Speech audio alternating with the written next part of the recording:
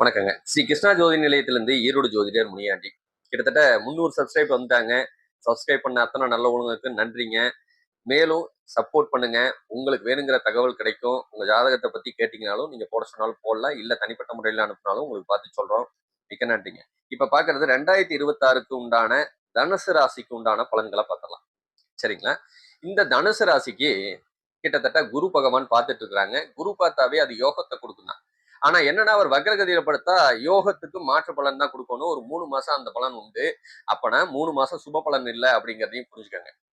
இவர் 11ஆம் இடத்துல லாபத்தையும் பார்க்கறாங்க அப்படின்னு கூட நம்ம எடுத்துக்கலாம். லாபத்த பார்த்தா லாபமும் பெருகணும். ஆனா அவர் வக்ரகதியில இருக்கிறதுனால இப்ப லாபமும் இல்ல இன்னும் ஒரு 3 மாச காலத்துக்கு. அதுக்கப்புறம் பார்த்தீங்கன்னா லாபம் வந்து சேரும் அப்படிங்கிறதையும் நீங்க புரிஞ்சுக்கணும். சரிங்களா? முயற்சிங்கிற 3ஆம் இடத்தையும் பார்த்துட்டு இருக்காங்க. அது வெற்றிய குடுக்கக்கூடிய அமைப்பு தான். ஒண்ணும் பிரச்சனை இல்ல. அங்க ராகு உட்கார்ந்திருக்கான். அப்பனா முயற்சி எடுக்கிறது பல மடங்கு பெருகும் அப்படின்னு கூட நம்ம எடுத்துக்கலாங்க.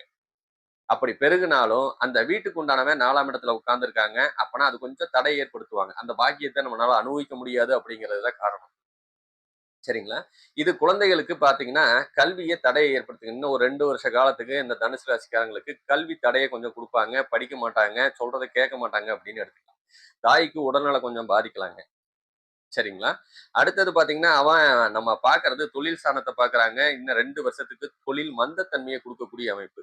அப்பன்னா தொழிலுக்காக பெருசா இன்வெஸ்ட் பண்ண வேண்டாங்க. இன்வெஸ்ட் பண்ணுனா கொஞ்சம் ஞானம் மட்டும் தான் கிடைக்கும். லாபம் கிடைக்காது அப்படிங்கிறதையும் புரிஞ்சுக்கணும். ஆனா ஒண்ணு, தொழில்ல நேர்மையா இருந்தீங்கன்னா, உங்கள ஜெயிக்க வச்சுருவாரு அப்படிங்கிறதையும் நல்லா புரிஞ்சுக்கங்க. உங்கள யாரு ஏமாத்தணும்னு நெனச்சாலும், அந்த பணத்த ஏதோ ஒரு வழியில உங்கள தேடி கொண்டாந்து குடுத்துருவாரு அப்படிங்கிறதையும் நம்புங்க. சரிங்களா? 7ல குரு உட்கார்ந்து பார்க்கறதுனால, ஒரு சில பேத்துக்கு குழந்தை பாக்கியம் இல்லாதவங்களுக்கு குழந்தை பாக்கியத்தையும், திருமணமாகாதவங்களுக்கு திருமண யோகத்தையும் இந்த தனுசு ராசிக்காரங்க இப்போதைக்கு அனுபவிக்க வேண்டிய சூழ்நிலை வைகாசி 18ஆம் தேதி வரைக்கும் உண்டு.